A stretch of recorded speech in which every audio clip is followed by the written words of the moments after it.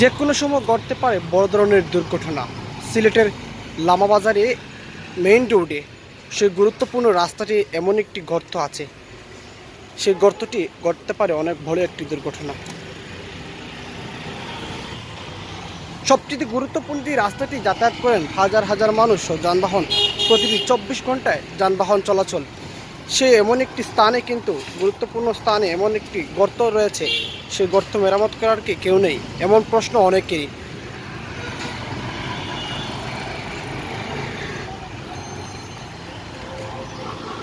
একটি চিহ্ন দিয়ে, লাঠি দিয়ে স্থানীয় যারা রয়েছেন তারা যাতে বিপদগ্রস্ত কেউ না হয় সেজন্য একটি লাঠি দিয়ে উপরে একটি রাং বেঁধে দেওয়া হয়েছে।